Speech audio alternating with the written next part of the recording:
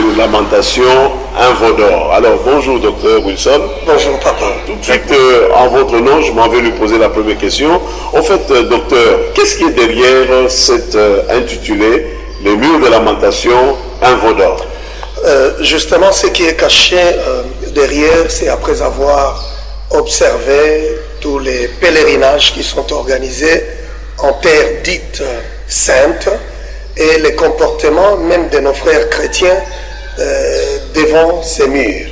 Parce que ces murs ont une signification profonde dans le judaïsme et dans l'islam.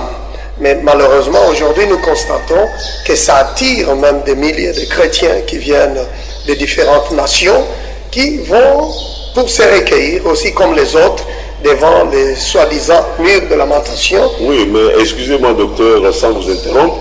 Donc, selon vous, il n'y a pas la présence de chrétiens à ces murs. Ça choque en quoi? Ça choque parce que, d'abord, c'est à partir de l'entendement des Juifs et de cet endroit qu'on appelle le mur de lamentation, qui est considéré pour les Juifs sionistes le deuxième lieu saint ou le haut lieu du judaïsme. Cependant, nous constatons, après avoir lu dans la Bible, dans Jean chapitre 4, à partir du verset 21, le Seigneur nous montre à travers ces passages qu'il nous a émancipés de la servitude du lieu. Parce que lui-même avait dit que l'heure est venue, elle est déjà venue, où les vrais adorateurs adoreront le Père en esprit et en vérité. Donc ce n'est ni à Jérusalem, ni dans le désert ou un autre endroit. Donc si je comprends bien, ce qui choque, c'est le fait que aujourd'hui cet endroit est considéré comme un haut lieu de culte dédié à Yahvé, alors que pour toi, selon tes recherches, il s'agit d'un endroit truqué qui ne correspond pas même pas aux vestiges du temple. Je sais que vous avez fait assez de démarches, de recherches là-dessus. Dites-nous un peu, qu'en est-il? Exact. Ce mur n'est même pas le vestige du second temple qui était détruit en 70 après Jésus-Christ. Et selon les recherches, nous avons découvert que c'est juste le vestige de la forteresse d'Antonio. Alors, ce mur, pour le judaïsme, les juifs sionistes disent que c'est le deuxième lieu saint ou le haut lieu du judaïsme, raison pour laquelle les juifs qui viennent de partout à travers le monde vont régulièrement se recueillir là-bas et même insérer des papiers dans les fissures de ce qu'ils appellent le mur de lamentation. Pour eux, cet endroit a beaucoup plus de signification parce qu'ils disent qu'il y a la présence de Dieu dans les fissures du mur et ils croient en étant en contact avec le mur, ils sont en contact avec le divin, ils sont en contact avec Dieu. Donc ça c'est déjà quelque chose qui doit choquer tout lecteur des Saintes Écritures ou tout chrétien. Et pour le musulman, ils disent que c'est le même endroit où le prophète Mahomet était enlevé. Donc il est parti au ciel à partir de cet endroit. Donc ça ne concerne en rien les chrétiens ou tous ceux qui sont nés de nouveau, qui croient en Jésus-Christ. Parce que c'est juste un endroit réservé pour le judaïsme et pour les musulmans. Oui, docteur, si je vous suis très très bien, c'est comme si vous êtes en train de dire, parce qu'il y a des concepts que peut-être pour l'intention de nos auditeurs, il faudrait bien clarifier. Vous parlez des lieux du judaïsme, chez le judaïsme en tant que religion ou judaïsme en tant que croyance. Vous parlez de sionisme, il s'agit, en fait, pouvez nous clarifier un peu ce concept?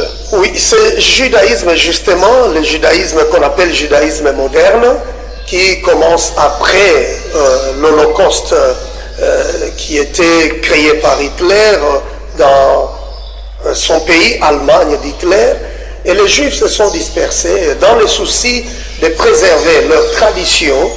Alors ils cherchaient un endroit et avec l'appui des Nations Unies, ils ont trouvé cet endroit pour vivre. Alors ils ont voulu garder les traditions qu'ils avaient et c'est ce judaïsme qui a été influencé par un mouvement qui est à la fois religieux et politique c'est ce qu'on appelle le sionisme, dont l'objectif était de trouver un endroit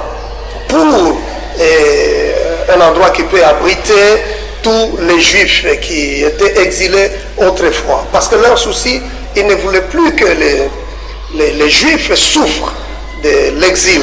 Alors ils ont trouvé cet endroit. Et cette politique du sionisme, malheureusement, continue à impacter négativement, à vouloir chasser tous ceux qui sont autour de la Palestine, qu'eux seuls puissent occuper cet endroit. Donc, c'est ces mouvements-là, sionistes, soutenus aussi par les Talmuds, qui compliquent un peu les choses. Voilà encore là un autre concept. Ce qu'on peut un peu en savoir sur les Talmuds, si je comprends bien, d'abord, quand est-ce que ce pèlerinage autour du mur de lamentation, selon vos recherches, a commencé? On comprend effectivement les objectifs, c'était avoir un endroit où les gens peuvent venir se recueillir. En quoi est-ce que cela est mauvais? Justement, ça commence à avoir beaucoup plus d'impact au XIXe siècle. Tous les juifs qui sont dispersés à travers le monde disent que nous devons tous aller à Jérusalem, pleurer devant le mur qu'on appelle mur de lamentation. D'ailleurs, eux-mêmes préfèrent appeler ça le mur de l'Occident, Western Wall en anglais. Et l'appellation mur de lamentation, en fait, c'est la création des chrétiens britanniques au XIXe siècle. Alors, c'était quoi leur souci d'aller prier devant ces murs? Ces juifs se sont dit, il faut prier devant le mur pour que le Seigneur nous entende et qu'il nous aide à rebâtir les temples qui étaient détruits en 70. Donc, dans leur souci de rebâtir le troisième temple, alors ils vont régulièrement se recueillir devant ce mur. Oui, mais docteur, j'apprécie beaucoup et merci pour toutes ces clarifications. Mais certes, il y en a qui pensent que quand vous lisez dans la prière de dédicace du temple de Salomon, dans laquelle prière où il disait que toute personne qui vient de prier en ces lieux-là, que Dieu l'exauce, que les regards de l'Éternel soient tournés constamment vers ces lieux, vers cette maison. Et nous voyons cela dans la pratique des croyants de l'Ancien Testament, notamment son Excellence Daniel, qui était un homme d'État.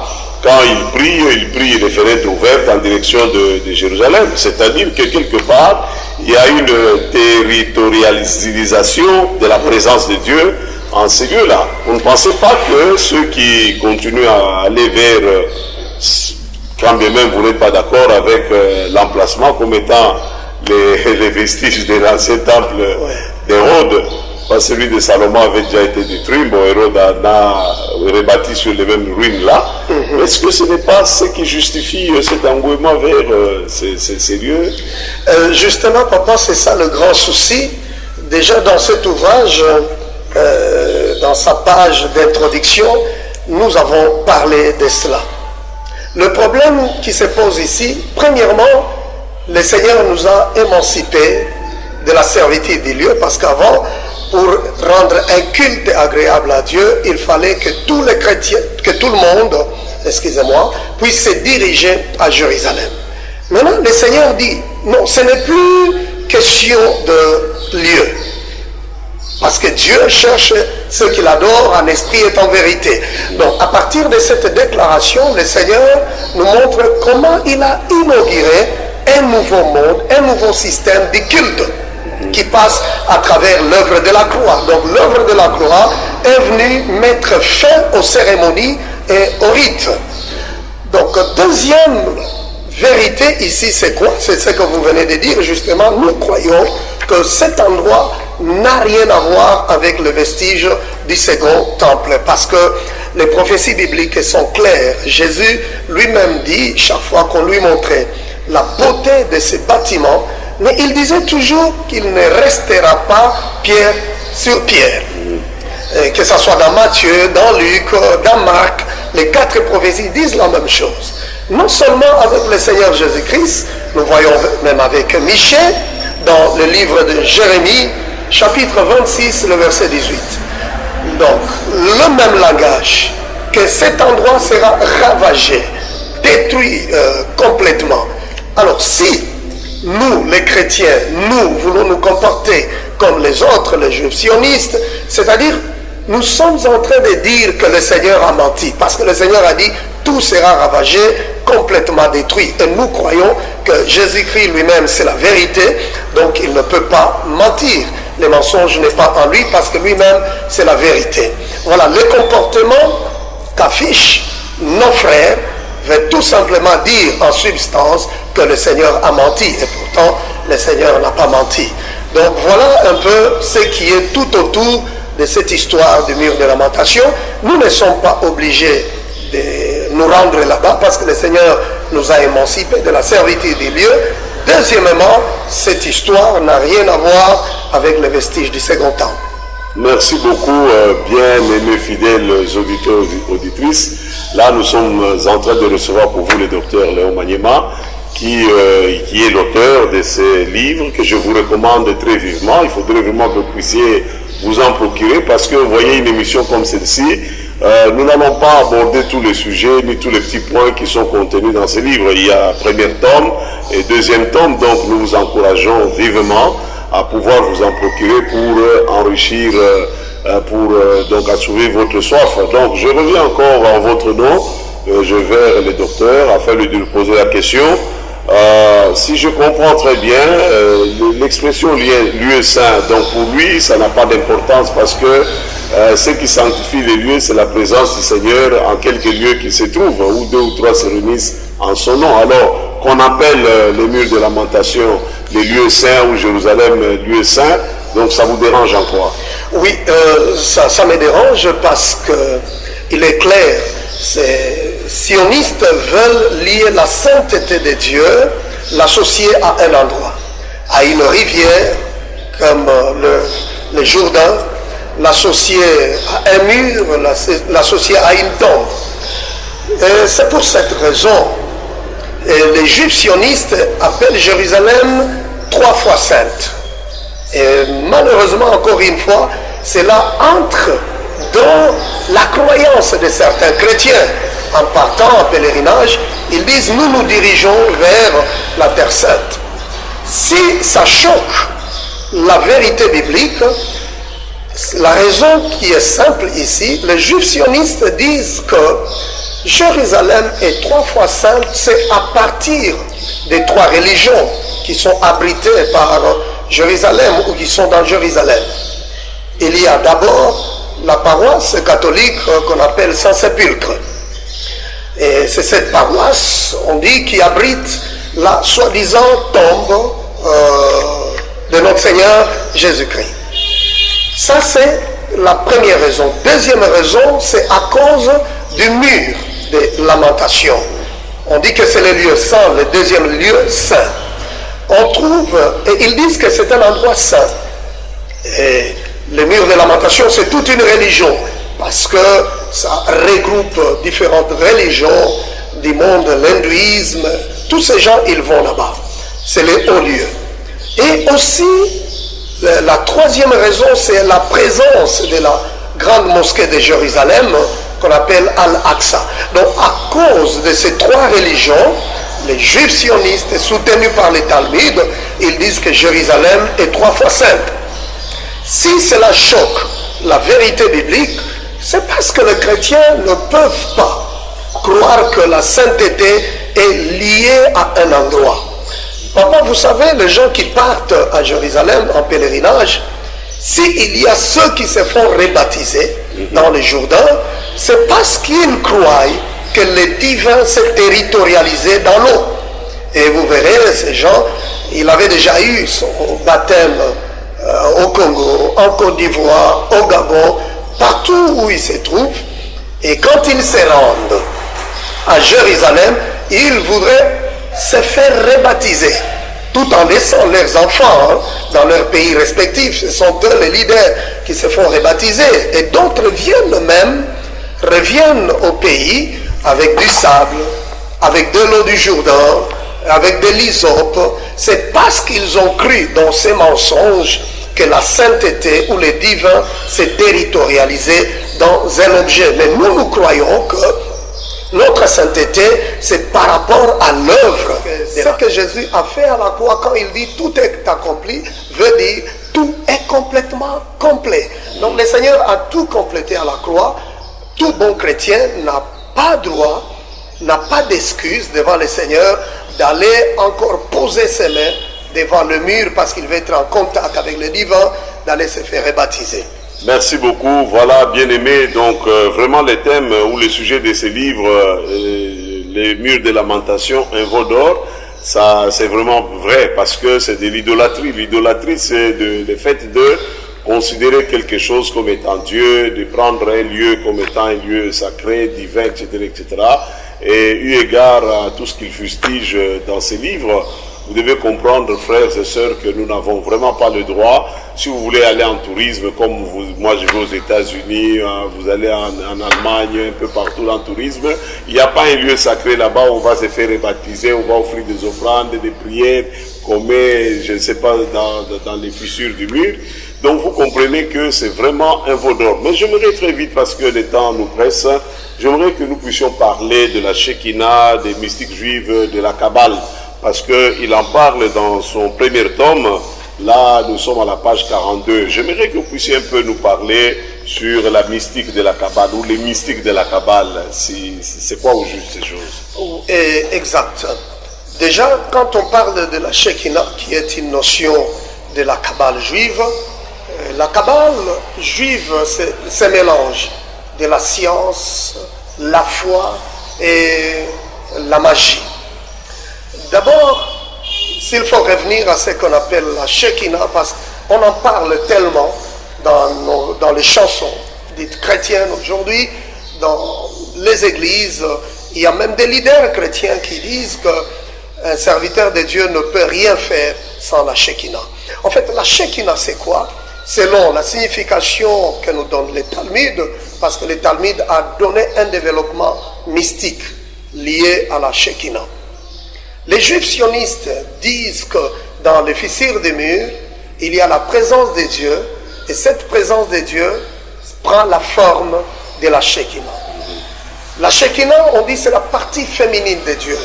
Donc Dieu a deux parties, la partie masculine et la partie féminine. Et ils disent que même les anciens prophètes avaient besoin de la Shekinah pour prophétiser. Et David avait besoin, ce sont eux qui le disent, avait besoin de la Shekinah pour composer ses psaumes. Raison pour laquelle ils arrivent à recruter certains membres, parce que dans ce mouvement, il y a beaucoup d'argent qu'on donne à ceux qui sont nouvellement recrutés et pour continuer avec l'expansion de ces mouvements mystiques. On dit la Shekinah, comme je l'ai dit, c'est la partie féminine de Dieu. C'est choquant. J'avais une fois personnellement suivi à partir de l'extérieur, sur la toile, un soi-disant musicien chrétien qui chantait ou qui chante Dieu au féminin. On en parle tellement.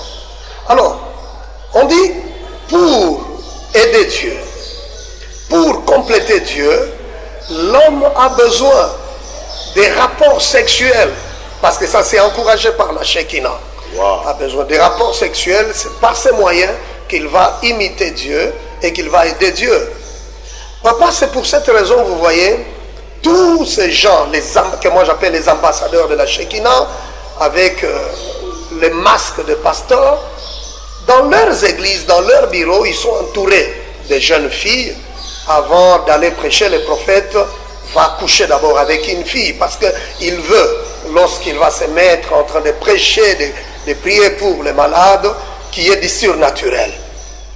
Parce qu'il croit et il est soutenu par le Talmud, il faut coucher avec les filles, avoir des rapports sexuels.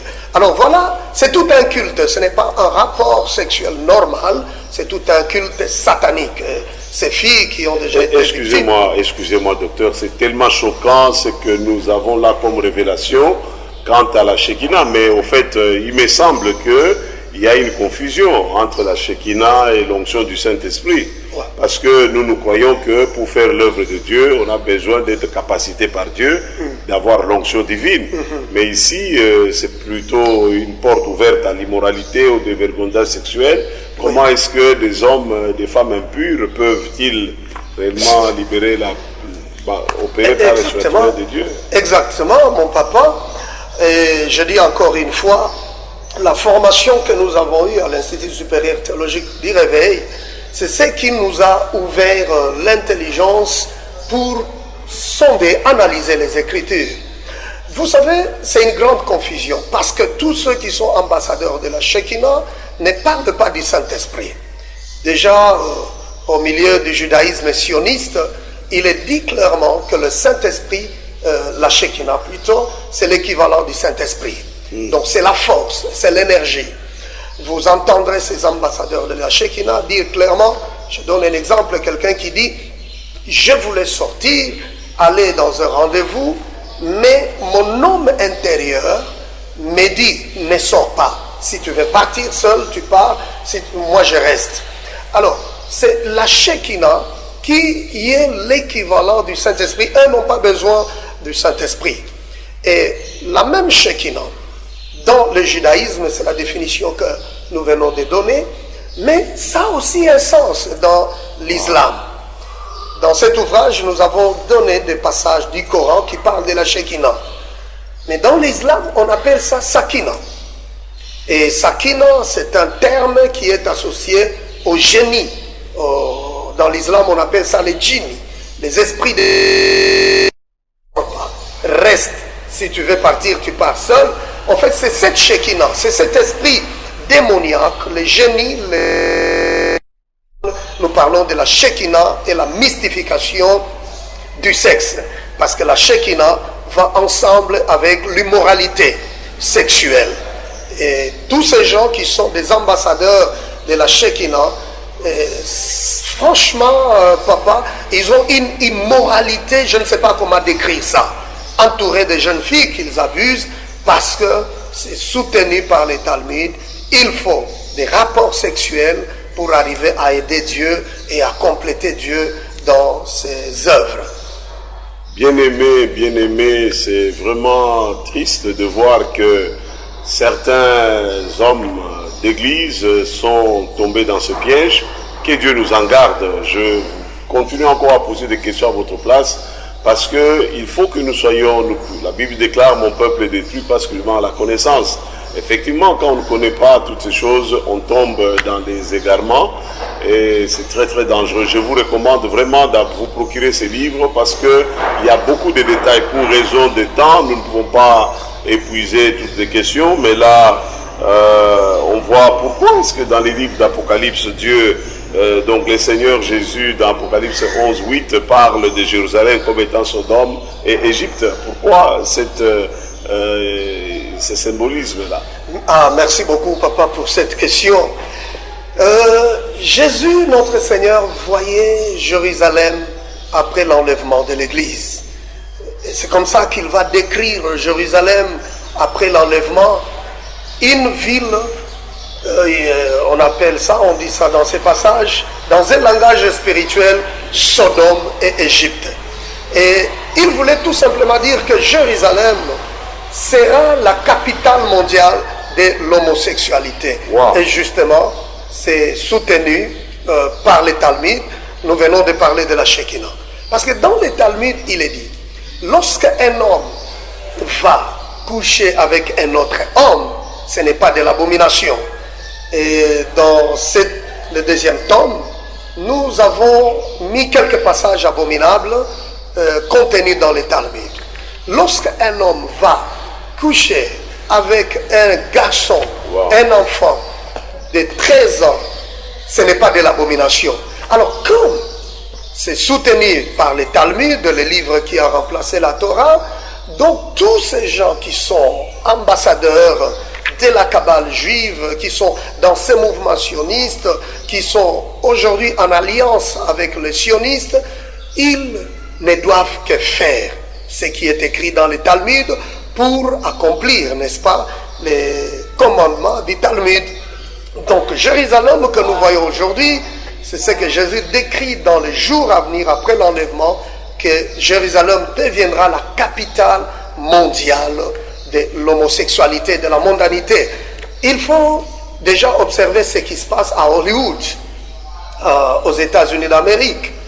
Quelqu'un peut être très talentueux avec son film qu'il a préparé, mais si vous n'êtes pas membre de cette mafia du sionisme, votre film ne sera pas financé. Est-ce que ça a aussi un lien avec le culte organisé autour de ces pèlerinages en Israël? Tout à fait, papa. J'ai écrit dans le tome 2, il y a tout un chapitre sur la judaïsation dans l'Église ou le ritualisme.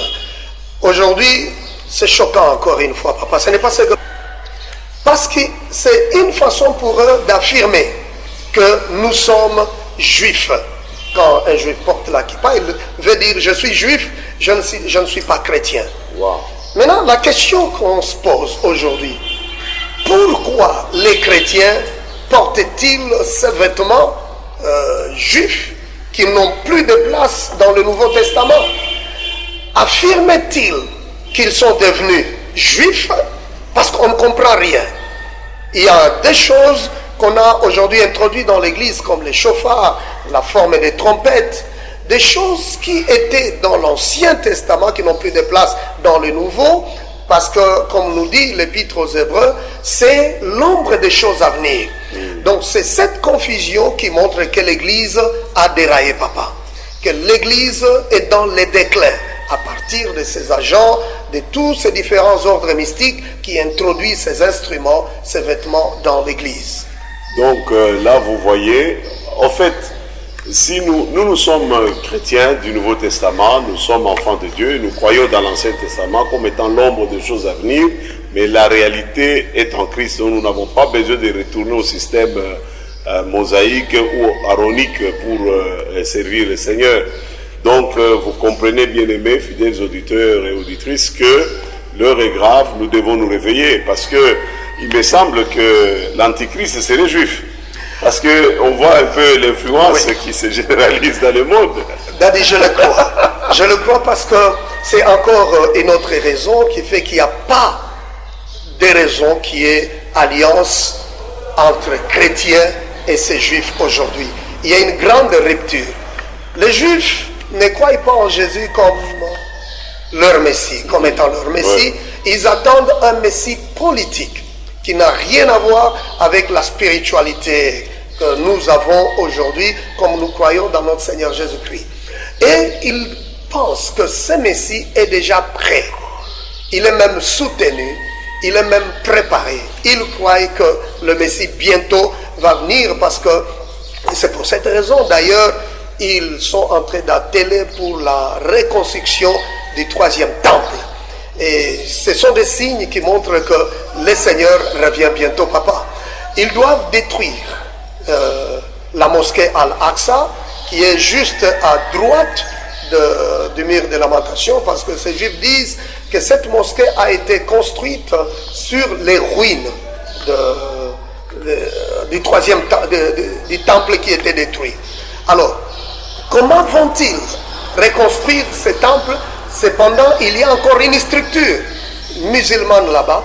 Il faut détruire cette mosquée. Comme ça, l'Antichrist viendra habiter là-bas, qui est un juif. Pour eux, ils ne peuvent jamais tolérer que ce soit quelqu'un d'une autre nationalité, mais c'est un juif. Donc, quelqu'un qui a adopté les comportements juifs, il peut être allemand, il peut être français, mais un juif, c'est-à-dire pratiquant du judaïsme, qui est sioniste. Ok, donc bien-aimés, vous comprenez que cette émission est une émission très très importante, parce que nous sommes en train, bien entendu, de chuter, mais nous venons de dire que Paul, dans ses écrits, il a combattu les judaïsants, c'est-à-dire ceux qui voulaient faire des chrétiens, des juifs, des pratiquants de certains rites. Et Paul vraiment dit qu'ils sont des chiens, ils sont vraiment des pervers, ils sont des perdus. Donc, si vous voyez aujourd'hui quelqu'un qui vous prêche Jésus-Christ en même temps, il parle de Yehoshua Mashiach, il y a des rabbins derrière, il y a les cultes des anges. Bref, le temps nous fait défaut, mais nous pensons que vous avez beaucoup aimé cette émission. Nous allons continuer. Dans nos prochaines émissions, nous parlerons sur les anges, parce que il y a une angélologie qui est démoniaque. On parle d'activer les anges, d'envoyer les anges, d'inviter les anges de voyage, les anges de guerre et tout un tas de choses. Les docteurs en parlent dans le tome 2 que je vous encourage à vous en procurer. Ce sont des enseignements très importants parce qu'ils nous mettent en garde et nous aident à avoir les discernements dans ce temps de fin. Merci beaucoup de nous avoir suivi notre émission et merci beaucoup, docteur Léon, de nous avoir accordé cette interview. Merci, papa, pour ces grands privilèges que vous nous avez accordés d'être reçus dans cette grande communauté, la communauté, l'Église des Nations. C'est là que nous sommes, c'est là que cette émission a été préparée. Que le Seigneur vous bénisse.